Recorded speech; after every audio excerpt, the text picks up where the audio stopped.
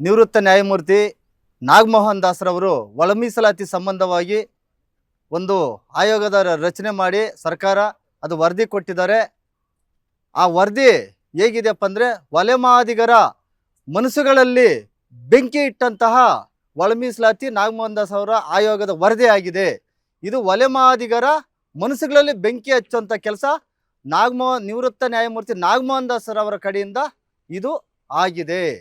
ನಾವು ನಾಗಮೋಹನ್ ದಾಸರವರ ವರದಿನ ನಾವು ಕಂಠಾಘೋಷವಾಗಿ ತಿರಸ್ಕರಿಸ್ತೇವೆ. ಅದೇ ರೀತಿ ಏನು ಸರ್ಕಾರ 27ನೇ ತಾರೀಕು ಕ್ಯಾಬಿನೆಟ್ಟಲ್ಲಿ ಇದನ್ನು ನಾವು ಚರ್ಚೆಗೆ ಒಳಪಡಿಸಿ ಒಂದು ಅಂತಿಮ ಹಂತಕ್ಕೆ ಬರ್ತೇವೆ ಅಂತ ಏನು ತೀರ್ಮಾನ ತಗೊಂಡಿದ್ದಾರೆ, ದಯವಿಟ್ಟು ಸರ್ಕಾರ ಈ ನಾಗಮೋಹನ್ ದಾಸರ ವರದಿನ ಕಂಠಾಘೋಷವಾಗಿ ಅದನ್ನು ತಿರಸ್ಕರಿಸಬೇಕಂತ ನಾವು ಈ ಮೂಲಕ ಕೋಲಾರದಿಂದ ಎಲ್ಲ ಬಲಗೈ ಸಮುದಾಯದ ವಲಯ ಸಂಘಟನೆಗಳು, ದಲಿತ ಸಂಘಟನೆಗಳು ಸೇರಿಕೊಂಡು ನಾವು ಒತ್ತಾಯ ಮಾಡ್ತಾ ಇದ್ದೀವಿ. ಆ ನಾಗಮೋಹನ್ ದಾಸ್ ವರದಿನ ತಿರಸ್ಕಾರ ಮಾಡಬೇಕಂತೇಳಿ.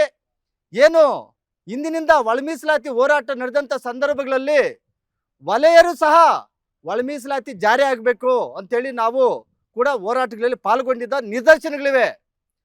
ಏನು ನಾವು ವಲಯರು ಮಾದಿಗರು ಇದ್ದೀವೋ, ನಾವಿಬ್ಬರು ಕೂಡ ಅಣ್ಣ ತಮ್ಮಂದ್ರಂತೆ ಇಡೀ ರಾಜ್ಯದಲ್ಲಿರ್ಬೋದು, ಇಡೀ ದೇಶದಲ್ಲಿರ್ಬೋದು ಹೋರಾಟಗಳ ಮೂಲಕ ನಾವು ವಂಶೋದಯ ಆಸ್ಪತ್ರೆಯಲ್ಲಿ 24x7 ಎಮರ್ಜೆನ್ಸಿ ಕೇರ್ ಲಭ್ಯವಿದೆ. ಆಘಾತ, ಹೃದಯಾಘಾತ ಅಥವಾ ಪಾರ್ಶ್ವವಾಯು ಆಗಿರಲಿ, ತುರ್ತು ತಜ್ಞರ ತಂಡವು ಅತ್ಯಾಧುನಿಕ ಉಪಕರಣಗಳೊಂದಿಗೆ ಅಗತ್ಯವಿರುವಾಗ ತ್ವರಿತ, ಪರಿಣಾಮಕಾರಿ ಮತ್ತು ಪರಿಣಿತ ಚಿಕಿತ್ಸೆಯನ್ನ ನೀಡುತ್ತಾರೆ. ಹೆಚ್ಚಿನ ಮಾಹಿತಿಗಾಗಿ ಸಂಪರ್ಕಿಸಿ 7270 ಅಥವಾ 9141066685. ಒಟ್ಟಾಗಿದ್ದೀವಿ. ಹೋರಾಟಗಳ ಮೂಲಕ ನಾವು ಒಟ್ಟಾಗಿ ಸೇರ್ಕೊಂಡಿದ್ದೀವಿ.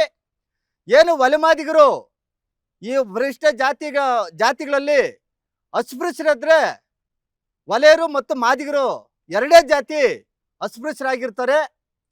ಆ ಎಸ್ಸಿಗಳಲ್ಲಿ ಸೇರಿಸಿರುವಂತಹ ಸ್ಪರ್ಶ ಜನಾಂಗ ಕೂಡ ಇದ್ದಾರೆ. ಅವರು ನಾವು ಅದ್ರ ವಿರುದ್ಧ ನಾವು ಮಾತಾಡಲ್ಲ.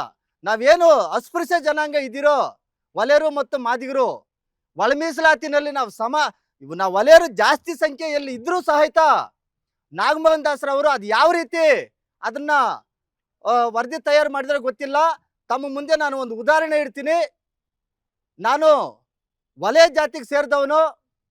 ನಾನು ನಮ್ಮ ಅಕ್ಕವ್ರನ್ನ ಚಿಂತಾಮಣಿ ತಾಲೂಕು ಕೊಟ್ಟಿದ್ದೆ. ನಮ್ಮ ಅಕ್ಕ ಮಗಳನ್ನು ನಾನು ಮದುವೆ ಆಗಿದ್ದೀನಿ. ಅಲ್ಲಿ ಆದಿದ್ರಾವಿಡ ಅಂದರೆ ನಮ್ಮಲ್ಲಿ ಮಾದಿಗ ಸಮುದಾಯಕ್ಕೆ ಸೇರ್ತದೆ. ನಮ್ಮ ಹೆಂಡ್ತಿವರ್ದು ಇದು ಆದಿದ್ರಾವಿಡ ಅಂತೇಳಿ TC ಇದೆ, ಕ್ಯಾಟ್ ಸರ್ಟಿಫಿಕೇಟ್ ಇದೆ. ಇದನ್ನ ನೀವು ಯಾವ ರೀತಿ ಐಡೆಂಟಿಫೈ ಮಾಡಿದ್ದೀರಿ? ನೀವು ವಲಯರಿಗೆ ಸೇರಿಸಿದ್ರೆ, ಮಾದಿಗರಿಗೆ ಸೇರಿಸಿದ್ರೆ? ಇದನ್ನ ನಾನು ಡಾಕ್ಯುಮೆಂಟ್ ಇದೆ ನನ್ನ ಹತ್ರ, ನಾನು ಡಾಕ್ಯುಮೆಂಟ್ರಿ ಮಾತಾಡ್ತಾ ಇದ್ದೀನಿ.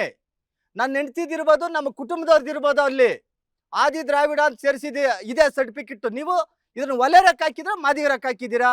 ನೀವು ಯಾವ ರೀತಿ ಐಡೆಂಟಿಫೈ ಮಾಡಿದ್ದೀರಿ? ಇದು ಮೋಸ ಅಲ್ವಾ?